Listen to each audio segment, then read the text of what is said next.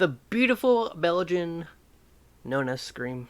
Shut up and sit down.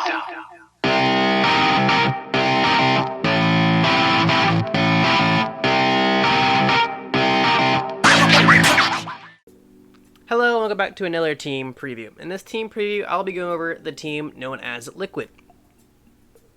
In this video, I'll be giving my basic thoughts and expectations for Liquid going into Valorant Champions that are being held in Berlin in early December. However, before I go over my expectations and what I think of them as a team, I'm going to go over a brief history of Liquid. Back in the summer of 2020, when Valorant was first released, a team known as Fish123 consisted of Artis, Cryptics, Eccles, Soulcas, and Link.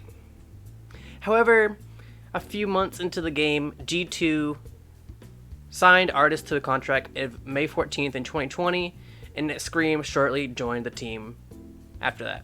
2 months go by and Liquid signed Fish123 to make them their Valorant competitive roster. They competed and they were a team that would struggle mostly because the formats for the early part for most of EU was very bad, so they kind of got screwed out of some matches. So they didn't have much success through the last part of 2020. So unfortunately, in January, February, Eccles was dropped and Jamppi was added. When Jamppi was added, they had more success as a whole, and then they finally made it to Reykjavik as a second seed out of EMEA and finished top 4 in that tournament. Then, unfortunately, Cryptics was benched, but Nivera was added and he looks much better now, and now they are qualified for Valorant Championships through Last Chance LCQ. That was redundant, I'm aware. Let's take a look at their bracket, and you can see that they made it through the upper bracket. Not something that Team Liquid does very often. And they were pretty dominant too. They beat One Breath Gaming, G2, and Guild twice. One Breath Gaming, they kinda stomped all over them. Wasn't very competitive. They played Guild. Guild gave them a little trouble here and there, but they closed out the maps pretty easily. G2 gave them a good bit of trouble, but they were able to put them away. G2 took a map off them, and then they played Guild again. Guild winning the first map of the best of 5, but then Liquid won the next 3. So all in all, it was a very dominant tournament for Liquid. And the reason for that dominance is the players that are on the roster now. Now that Nivera's on the roster, there's a lot more firepower on the team. There's really no one you can really point out and say they're not very good at rifling, or at the very least playing the video game known as Valorant. And everybody is very, very flexible. Like, everybody plays 2 to 3 agents, and Jamppi has the most with 4. This next segment, I'm going to be going over each player, what they play, and their overall strengths and weaknesses. First, I'm going to start with Soulcas. He plays Skye on Breeze and Haven, Raze on Split and Bind, and Sova on Ascent. My overall thoughts is he's very good on all the agents he plays. Sova's probably his weakest agent, and it's been his weakest agent for a little bit, but he's definitely improved over the months that he's been basically forced to play because Liquid doesn't have a Sova player, and you'll see that because I'm going to go over this list, and multiple players are going to have Sova in their agent pool. But the only gripe I have with Soulcas is he's inconsistent at moments, but overall he's very solid at rifling. So it's not enough of an inconsistency for it to matter entirely. Just as long as it doesn't happen in big moments, it's fine. Usually he's very solid when it comes to the kills he has to get. Next we go on to Scream. Scream is definitely their star player on the team, if you want to call it that. He plays Jet and Reyna mostly. He plays Jet on Breeze, Haven, and Bind, and Reyna on Split and Ascent. My thoughts is he's one of the best riflers in the world. I mean, that's not a very hot take. He's definitely one of the best riflers in the world. Can't really say otherwise. He's dropping 20 to 30 a map. Can't really argue otherwise. He's been opping on Haven mostly. He'll grab the op every now and then because he plays Jet on Haven. He's I want to say he's decent. He just didn't do it enough for me to have a solid opinion. He picks it up. When I watched this tournament, he picked it up, I believe, twice, and both times he lost the round and lost the op instantly, so it's hard to tell. But if they set him up, he's going to be able to farm some people. Next, we'll move on to Jamppi. He plays the Sova. There's Sova again. He plays Sova on Breeze and Bind, Astra on Split, Jet on Ascent, and Killjoy on Haven. And I was surprised they played all these agents initially coming into this tournament. I don't really watch EU Valorant a ton. I mostly will watch NA and then Asian teams whenever they're on. And I'll watch Brazil a little bit, and then EU, I'll watch the finals. But I've auto-reviewed all of Liquid's games, and he looks pretty elite on all of the agents he plays. Sova is probably his weakest agent, which is probably why no one on the team plays Sova, because they're all pretty decent on it. No one's exceptional. But he'll play Sova on Breeze and Bind, and he does enough for it to have value in a round, so no bad opinions there. His Astra looks really good on Split.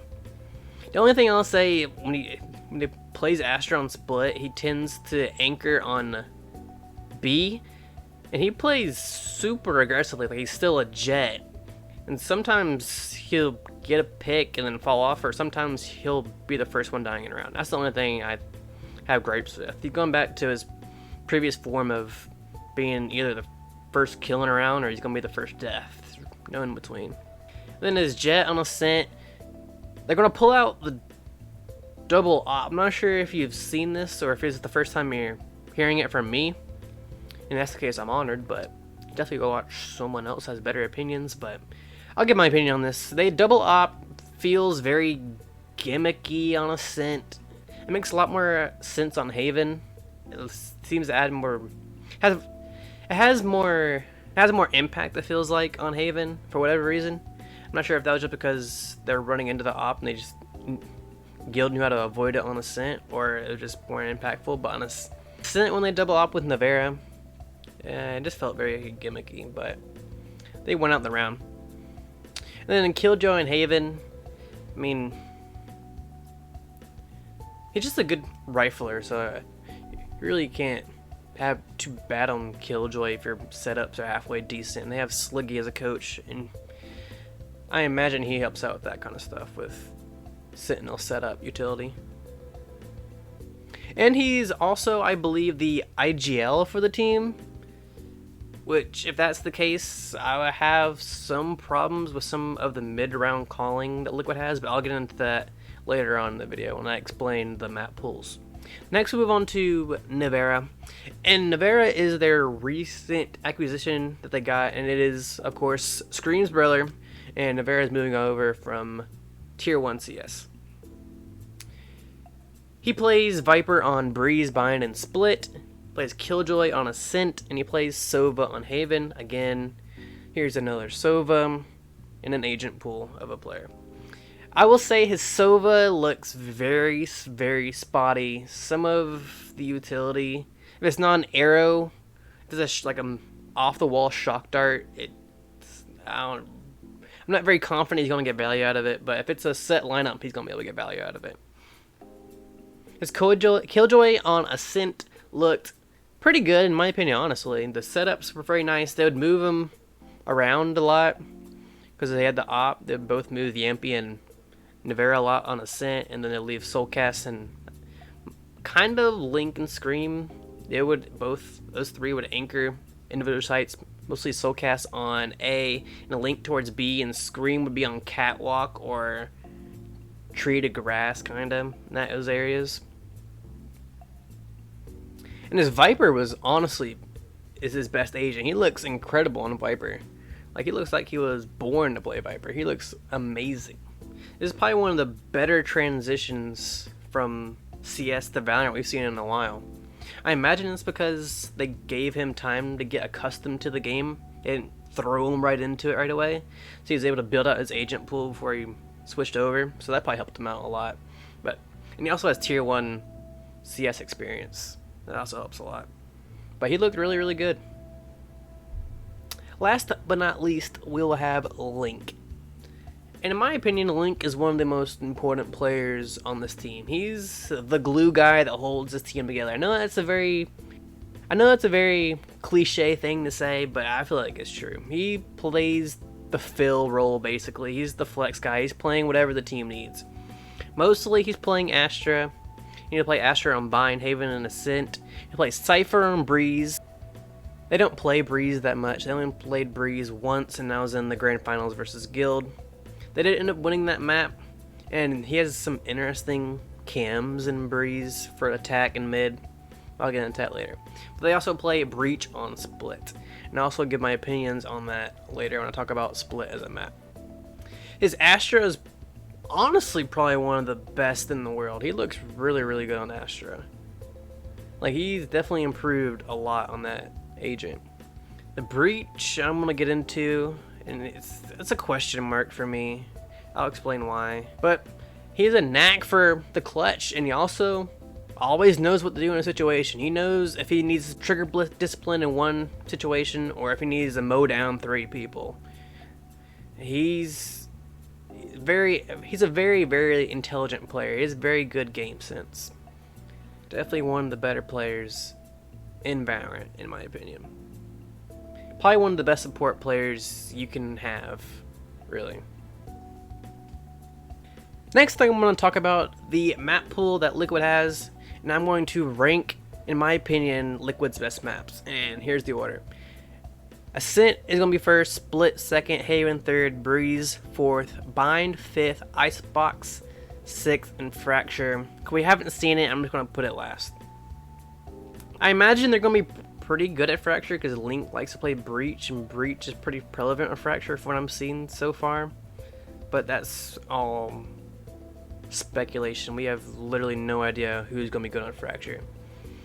And the map veto with Fracture in the pool could literally make all my opinions invalid because they can literally change up their whole map order depending on that. But I'm going to just say what I know now and give my opinions on the present. Ascent, they are really, really good. As I was saying, they use the double op on Ascent. If they get the economy going, they're probably going to win that side of the half on defense. On attack, however, they tend to try to look for picks. They don't really default that much per se while going for picks, so they have to be grouped up. If they don't find a pick at the start of the round, they'll huddle outside of sight and be silent for like 20 to 30 seconds and explode on a site most rounds.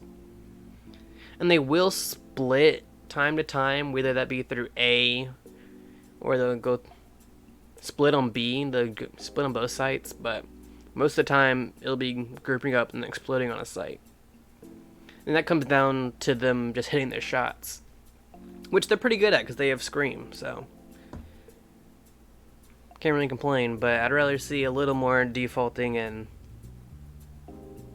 have mid-round calls from there. But mid-round calls, don't really see them too much on attack. That's my only issue with Liquid.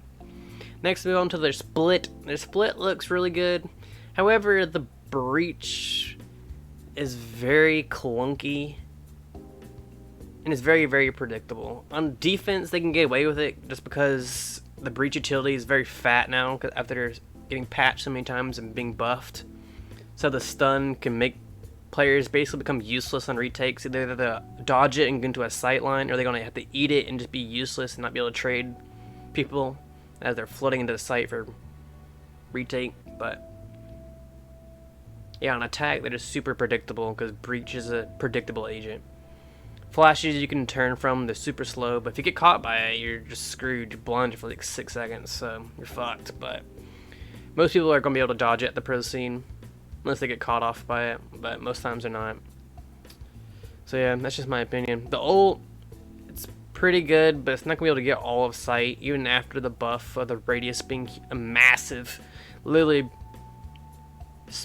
You can drive probably a semi-truck through that whole thing. Probably drive multiple semi-trucks through his radius of his ult, but still, unfortunately, can't get the whole site. People can dodge it if they stand in a certain spot and they see you have the ult. So, I just think it's very predictable. Next, I'll move on to Haven. I'm going to keep this one short and sweet. I think the double op on this is really effective. So if they get their economy rolling, they're going to win the defensive half. When they have Scream on Jet on this map, he is just that much more enabled because he has just so much more space on Haven.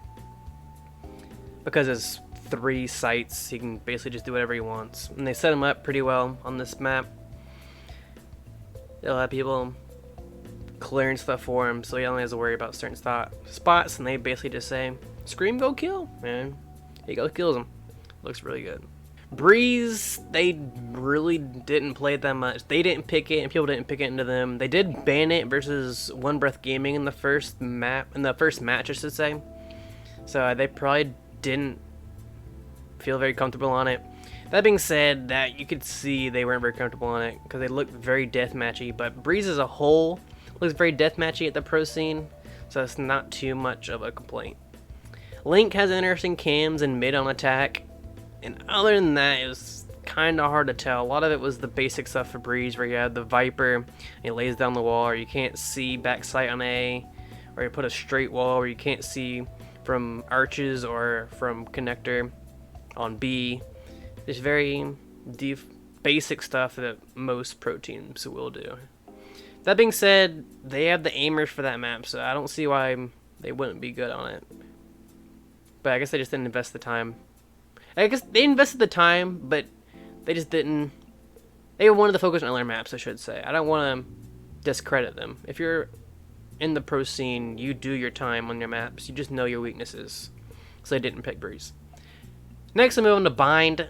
I don't like their Bind at all. It reminded me a lot of old Xset before they got Def Dye Jail for them. Their defense looks okay. They don't have any flashes, so they can't peek aggressively. So they're very turtly, or they'll walk, push stuff, and get caught out or kill them. Basically, taking a 50-50 fight. The flashes just gives you... You can be more aggressive with flashes, I should say. They're not necessary. They're not a requirement to have. They just make your life easier on defense. But on attack, the reason they remind me of old Xset is because they will wait outside of a site for like 30 seconds, and then they'll hit the site. Almost always in the 3 to 4 players that are stacked there. And then it just comes down to who hits shots better. And defenders are going to hit more shots better if you don't have flashes to take away their eyesight. So it's either they just need better mid-round adaptation on Bind. And Bind as a whole is just not a good map.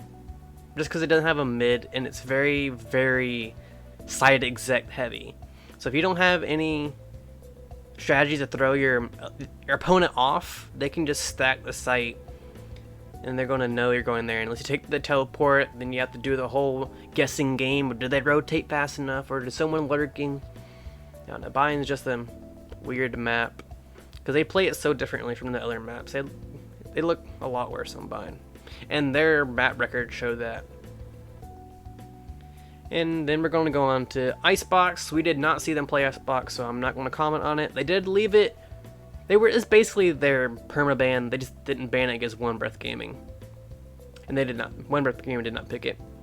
And again, Fracture was not played in this tournament, so we have no idea how good they are.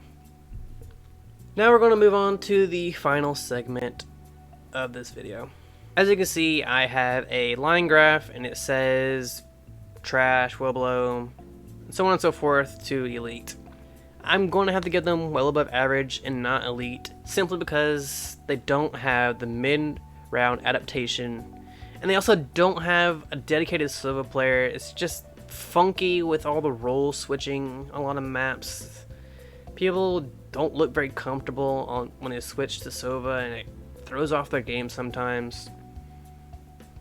That being said, I'm giving them well above average because they have the firepower, they have the util, they have the pre-game strategies. The pre-game strategies coming into it, like the anti-stratting, and as well as set strategies for certain maps, they are by far really, really good.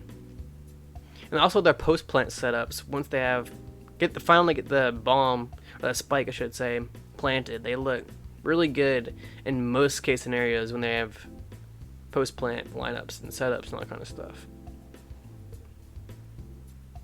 So all in all, Liquid have they definitely have a chance to win Champions. I just don't think they're going to be a favorite going into it. So, yeah, that's my opinion. Roast me for it, or you can agree with me. I don't give a fuck. So, I'm going to move on to the outro. If you enjoyed this video, please like, comment, subscribe, and yeah, have yourself a nice day. Oh yeah, and also, freaking follow my freaking Twitter, bro. I need the followers. I'm desperate. Alright, have a good day.